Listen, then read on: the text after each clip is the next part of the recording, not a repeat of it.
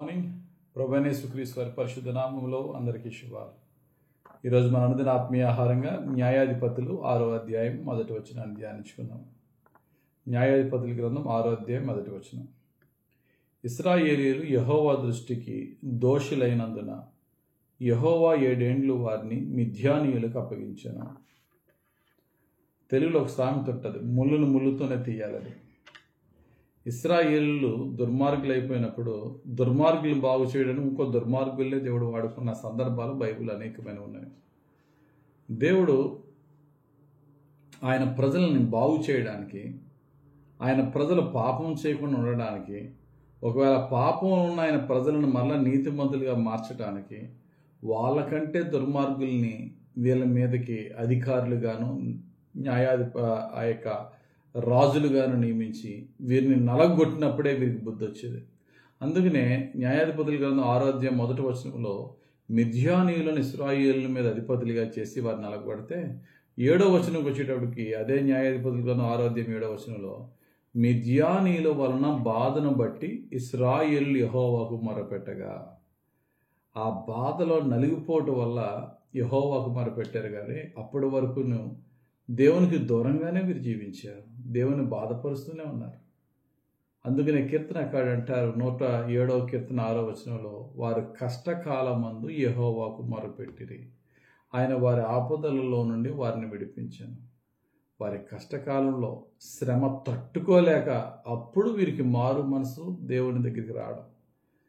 శ్రమ కలగక మునుపు నేను త్రోవ విడిచితిని అంటాడు భక్తుడు.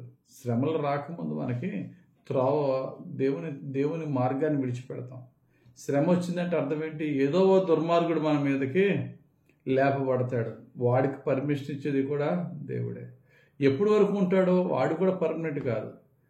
ఆయన బిడ్డలమైన మనము నీతిమంతులుగా మారేంత వరకు దుర్మార్గుడు మన మీద రాజ్యం ఏలుతూనే ఉంటాడు. వాడి యొక్క దేవుని భయం బట్టి కాదు, వాడిని బట్టి మనం దేవుని దగ్గరికి వస్తాం.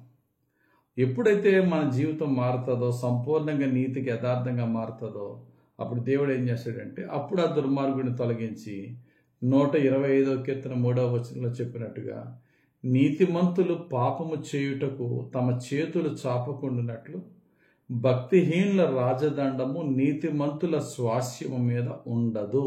ఎంతో చక్కటి వాగ్దానం. భక్తిహీనుల రాజదండం అంటే భక్తిహీనుల పాలన నీతిమంతుల మీద ఉండదట. ఇంకా ఎప్పుడు వరకు ఉండదు? ఈ పాపిగా ఉన్న వీడు నీతిమంతుడిగా మారేంత వరకు. నీతిమంతుడిగా మారిన తర్వాత ఇంకా ఎక్కువ భక్తిహీనుని యొక్క పాలన వీడి మీద ఉంటే వీడు నీతిని మానేసి వీడు కూడా భక్తిహీనుడిలాగా వాడు నాకు గొయ్యి తీసాడని వీడు వాడికి గొయ్యి తీసే పని వరకు వెళ్ళకుండా ముందే ఆ రాజదండం, భక్తిహీనుని రాజదండాన్ని దేవుడు తొలగిస్తాడు. ఉదాహరణకి హామాను మొర్దెకై కథ మనకు తెలుసు. హామాను మహామంత్రి, దుర్మార్గుడు. మొర్దెకై ఒక గేట్ వాచ్మ్యాన్, యథార్థవంతుడు. హామాను ఈ గేట్ మ్యాన్ని చంపడానికి పెద్ద ఉరుకై తయారు చేశాడు. దుర్మార్గుడు అలాగే దుర్మార్గులు చేసే పని అది. మరి నీతిమంతుడైనటువంటి మొర్దెకై హామానికి ఇతడు కూడా ఒక ఉరికొయ్యను తయారు చేశాడా? చేయలేదు. కనీసం ఎలాగన్నా వీడిని చంపుదామని చెప్పి తన పనివారితో ప్లాన్ చేసి ఉండడా? లేదు. చేయకముందే దేవుడు ఏం చేశాడండి? ఈ యొక్క నీతిమంతుని ప్రార్థన ఆలకించి హామాను దుర్మార్గుడిని దేవుడు హతం చేశాడు. ఒకవేళ దేవుడు అతన్ని తొలగించకపోతే వాని యొక్క బాధ ఇంకా పెరిగిపోయినప్పుడు హామాను మొర్దెకైని చంపకముందే మొర్దెకై హామాను చంపడానికి ప్లాన్ చేసి ఉంటాడేమో.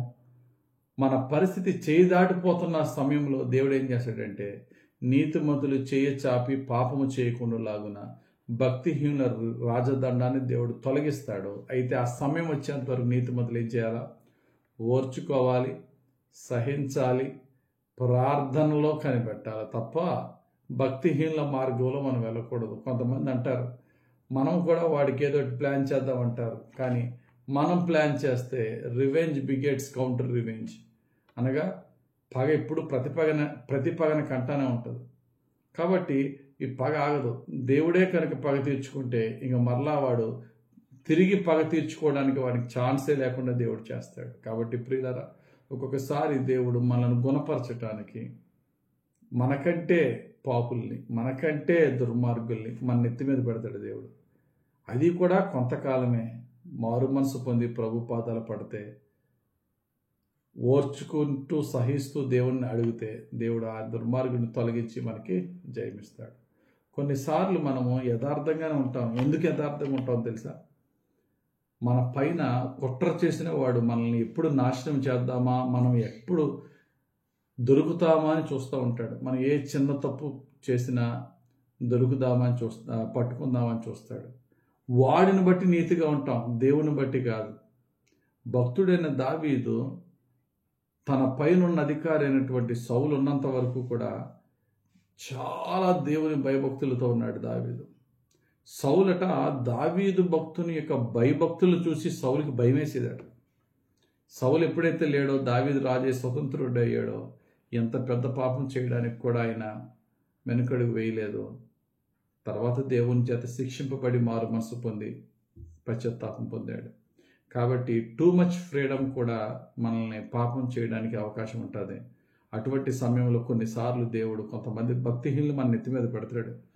ఎందుకంటే మనం పాపం చేయకుండా ఉండేలాగా. దుర్మార్గులు నీతిమంతులుగా మార్చడానికి భక్తిహీనులు ఉపయోగించుకుంటాడు దేవుడు. నీతిమంతులుగా మారిన తర్వాత మరలా ఈ భక్తిహీనత వైపు వెళ్లకుండా ఉండడానికి కూడా భక్తిహీనులు మనకు శత్రువులుగా పెడతాడు.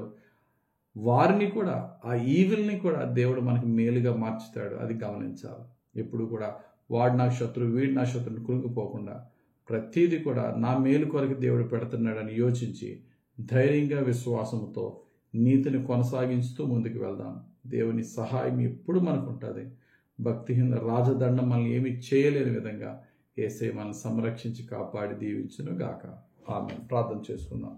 ప్రేమ కలిగిన తండ్రి, ధ్యానించిన వాక్యము మాకు రక్షణ వాక్యముగా దీవెనగా మార్చండి. నువ్వు సుఖము సౌఖ్యాన్ని మాకు ఇచ్చినప్పుడు నీ నీతి నుండి, నీ పరిశుద్ధత నుండి, నీ విశ్వాస్యత నుండి దూరం కాకుండా కష్టములోనూ సుఖములో కూడా నీకు మొరపెట్టి నీ చిత్త ప్రకారంగా నీ వాక్యానికి లోబడి జీవించే జీవితం మాకు దయచేసి నీ సమాధానంతో మా జీవితాలను నింపమని యేసుక్రీస్తు వారి పరిశుద్ధ నామంలో ప్రార్థించి వేడుకొంచున్నాం తండ్రి. ఆమెన్. తండ్రి యొక్కయు, కుమారుని యొక్కయు, పరిశుద్ధాత్మదేవుని అభిషేకం మనను నీతి మార్గములో మన చివరి శ్వాస వరకు పరిశుద్ధాత్మ నడిపించునుగాక. Amen. God bless you. Have a very blessed day.